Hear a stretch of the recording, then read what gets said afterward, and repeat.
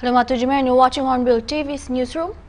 As Narendra Modi's government completes 100 days of its third term, Home Minister Amit Shah announced that the One Nation, One Election initiative will be implemented within the next 5 years prior to the end of this term. In his Independence Day speech as well, last month, Prime Minister Modi strongly advocated for the policy, arguing that frequent elections were hampering the country's progress. This proposal by the BJP-led NDA government has elicited mixed reactions among political parties in Nagaland as well. NPF President and Lok Sabha MP as Supongmaran Jamir criticized the policy, calling it inconsistent with India's democratic principles and constitution. He stressed that the Election Commission as an independent body would ultimately decide the issue, but he viewed the BJP's push for the policy as an unrealistic imposition on the nation's complex electoral system. Similarly, NPF legislator Kuzuluzu Azonina voiced his opposition, linking the proposal to the Uniform Civil Code, which he argued was ill-suited for a secular Christian majority state like Nagaland. He was confident that his party would reject the policy. On the other hand, the Lok Jan Shakti Party Ram Vilas took a more measured stance. In a press release, State President S. Richard Humsoy acknowledged both the advantages and concerns of one nation, one election. And today, to discuss about this, we'll be joined by our Associate Editor El Mouli from the newsroom. Hello, Sir El, can you hear me? Yeah, I can too. Right, El, before we move on with this discussion, for the viewers to know more about it, could you just tell us what one nation, one election basically means? Yeah, I think the nation is really, especially the political institutions and the political parties across the country, they have been really looking forward to one particular event that we have been talking about since 1967.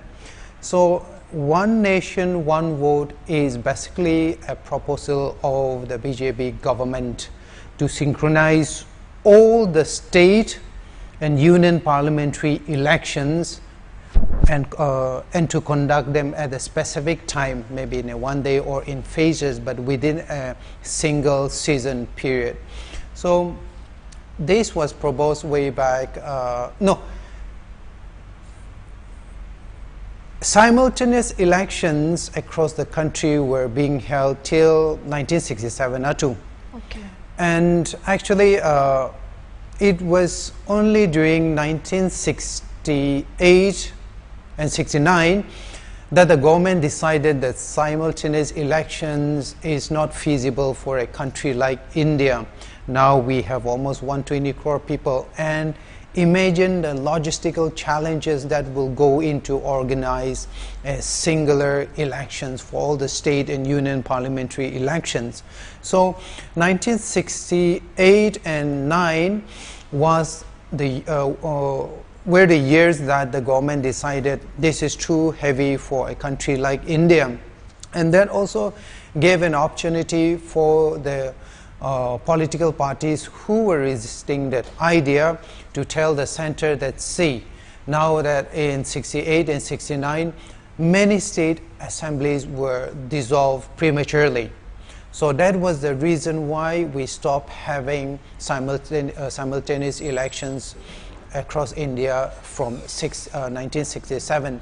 So now the BJP government has decided to make this one nation, one vote system uniform and to be part of the constitutional framework of the country.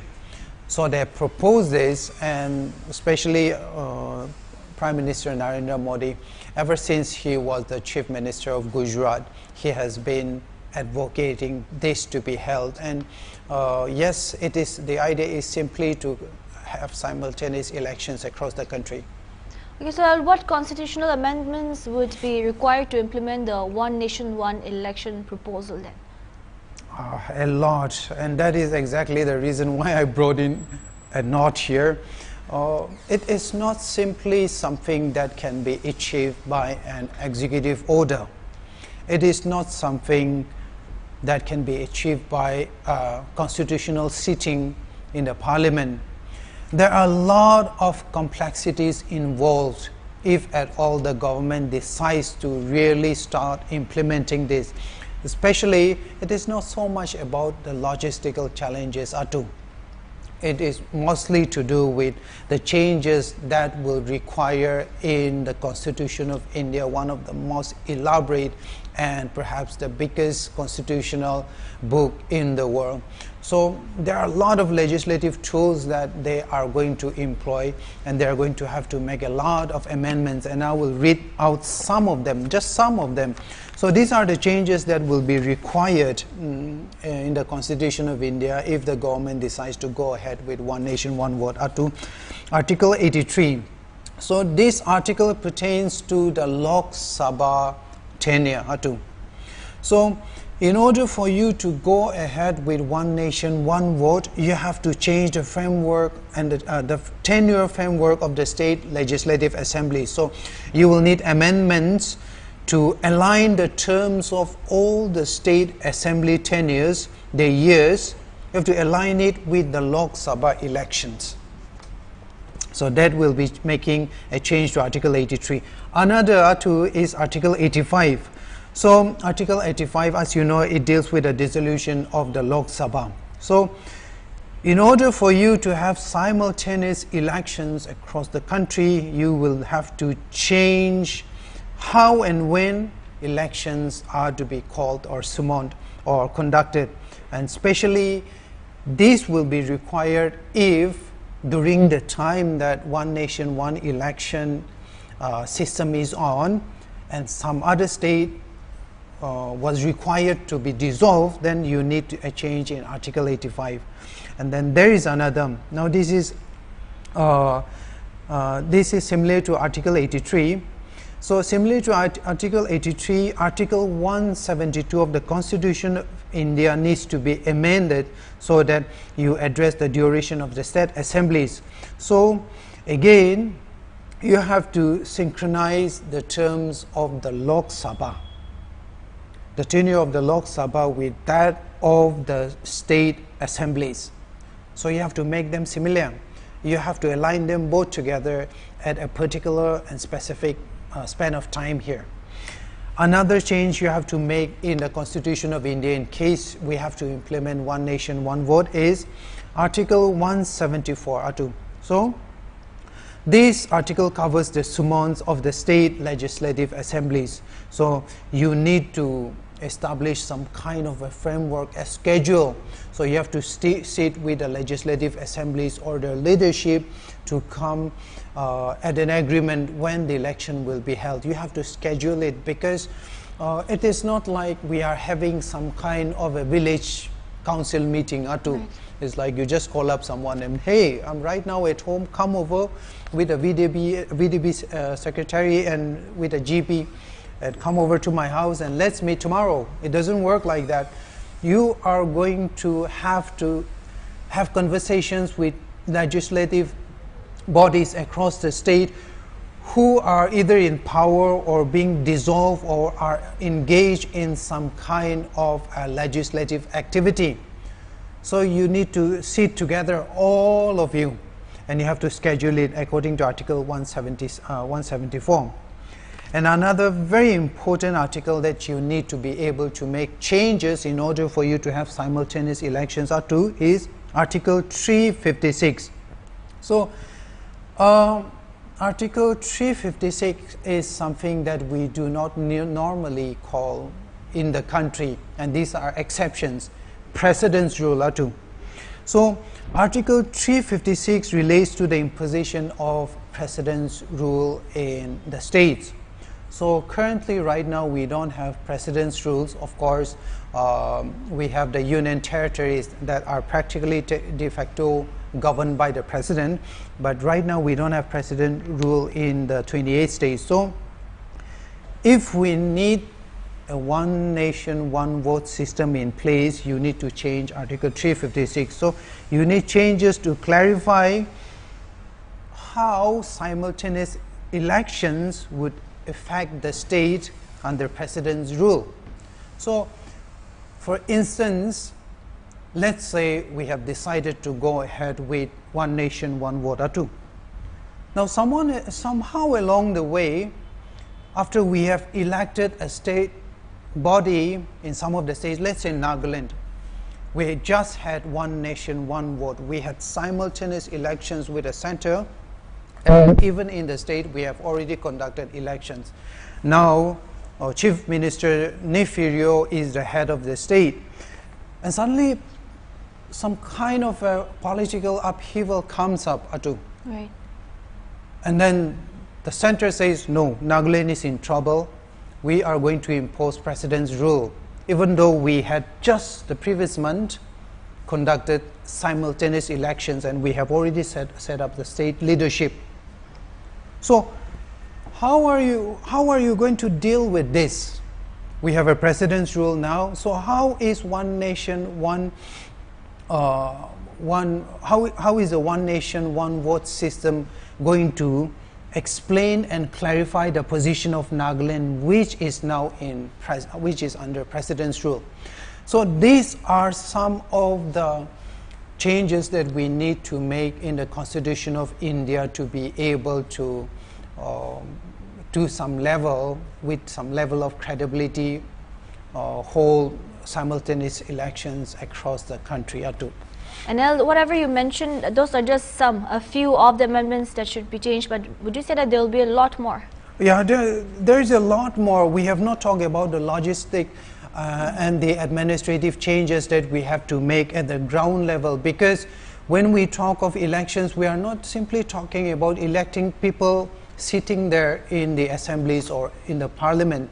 We are going to need manpower that we have never ever imagined before. For instance, I read data in regard to the logistical demands that we will be requiring if we go for simultaneous elections. Just for one day voting, in case the entire 28 states of India and the 8 union territories of India go to voting, for one day you need 30 lakh electronic voting machines. Right. We're just talking about the machines, just the machines. We did not talk about the personnel that will be required, the massive number of government employees and personnel that will be required to administrate the electoral process. We have not talked about the massive number of security personnel, paramilitary personnel, police personnel, officers. We have to take into account the massive logistical demands that one nation, one vote will require. So how many articles did I point out? 1, 2, 3, 4, 5. Yeah. There are at least 10 of them. I listed them, but I thought we would be having a conversation that will just be about 20 or 30 minutes, so I just thought to pick up some of the most important ones in this regard. Right, okay.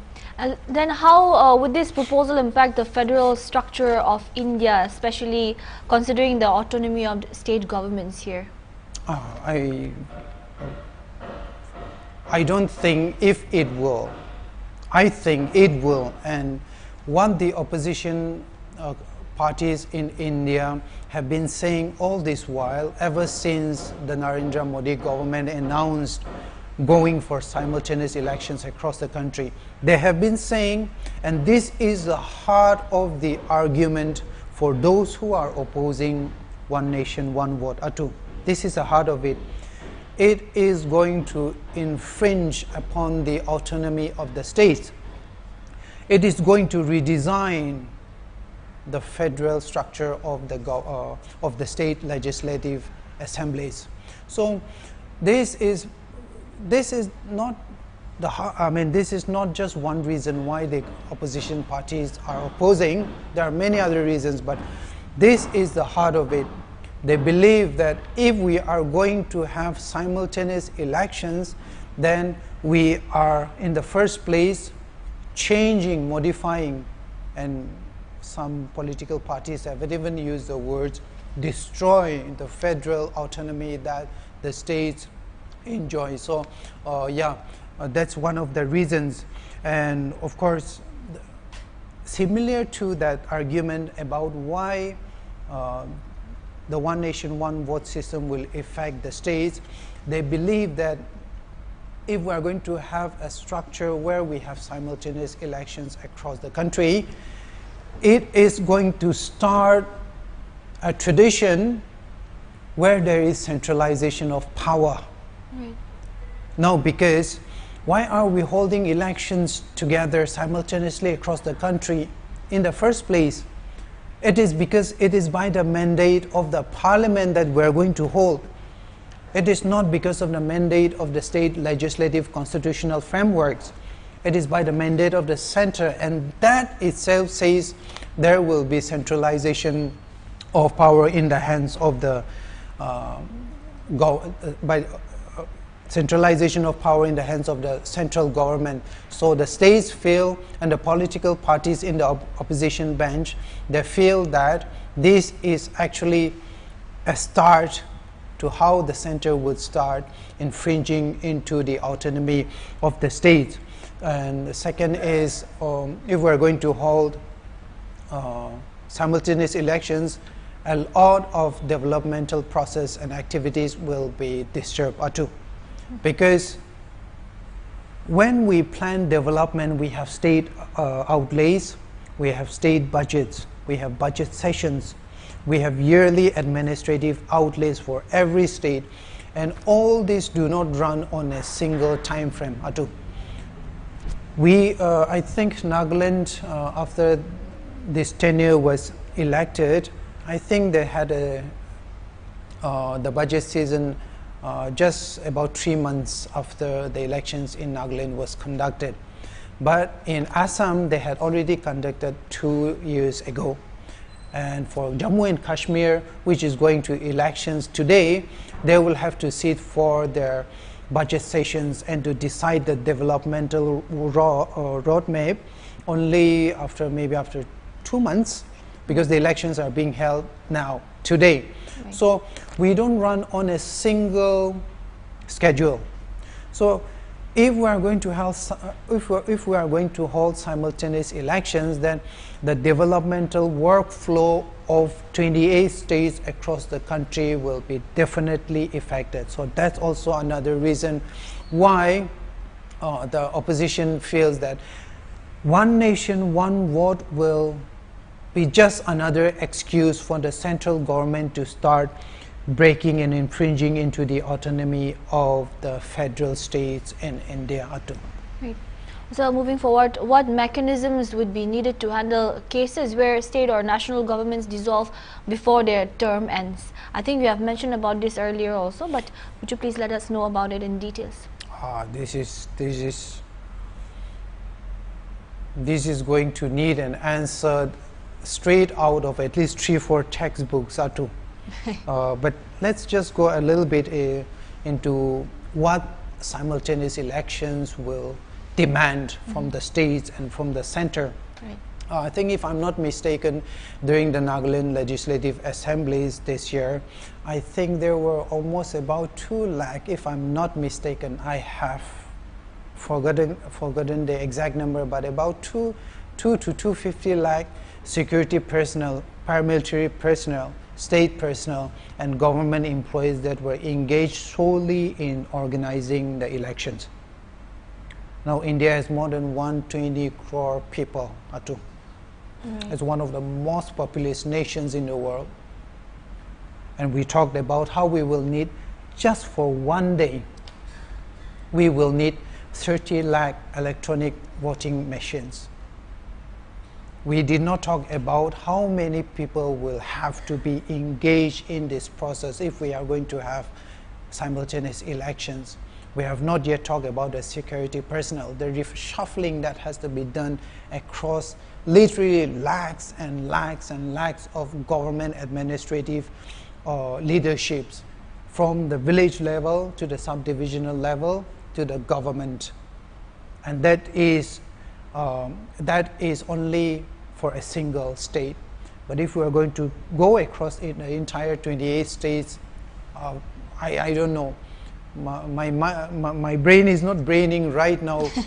If you really think about the personnel, the equipment, the transport services, the personnel from every government department across, it's is something unimaginable. I think I'll not be able to speak on that right now. Right. Also, how does this proposal align with the Election Commission's capacity to conduct simultaneous election at such a large scale then? Yeah, I think this has always been a concern of the Election Commission of India. I think during the 5 state elections the previous year, when Haryana, UP, they all went to vote, one of the concerns that was raised was, in order for us to organize something, we should also have a person manning each of the function of the particular activity. So it's like having a company where there are 100 tasks and responsibility to do and to fulfill, but there is only 20 people working in all those 100 tasks. So we don't have the manpower right now. We don't have the logistical measures that we will be using to be able to accomplish those responsibilities and tasks. We need personnel that are spread out across the country. Some are in Jammu and Kashmir fighting terrorists. Some are fighting Maoists. There are law and order people across communities where 120 crore people live. They are engaged in law and order, administrative functions. So the Election Commission, they have been expressing a level of worry. If we are going to do this, then it is not something that will be completed in 1 or even 2 months, even 3 months, not even 5 months.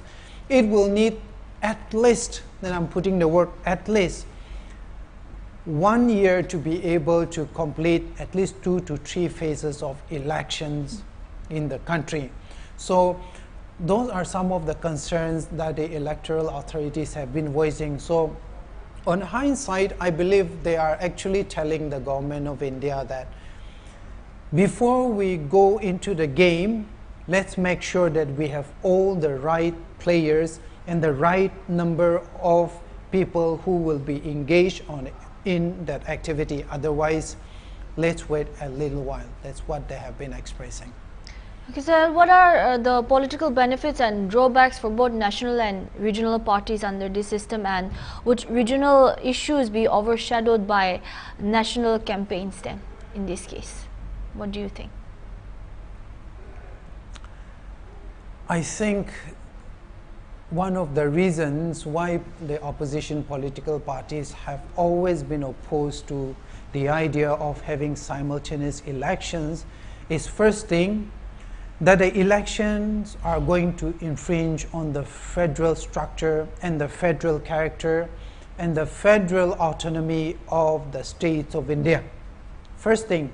But they have tied another reason to that particular reason. The first one, the infringement into the federal character of the country. They have used this particular reason. If we are going to have elections simultaneously, then it will only be the leading party at the center that is going to benefit from the elections. And I think we have had a newsroom, I think way back 2002 or a long time ago, we sat together and we had a discussion in the newsroom about some of the political parties complaining that this is not so much about streamlining the electoral head of the state. It's not so much about streamlining our electoral activities and setting a roadmap for development together. It is so much about, and it has always been about, highlighting the achievements of the government at the center. So if we are going to have simultaneous elections, the Congress said earlier also, the regional parties are going to disappear because the government is going to use its machinery. And let's be honest here, which one is bigger? The parliamentary elections or the state elections? For people like us in towns and villages, of course, the state elections are more important, but people are going to look at who is going to be the prime minister now. Right. Who is going to be the who is going to be the deputy prime minister, who is going to be the home minister. The media is going to focus only on that, and it has always been the truth. You can just look at how the United States presidential elections and their electoral processes always bring up. They never go to the counties. The issues are never about the counties, the smaller administrative districts of the states. It's always about the people at Washington.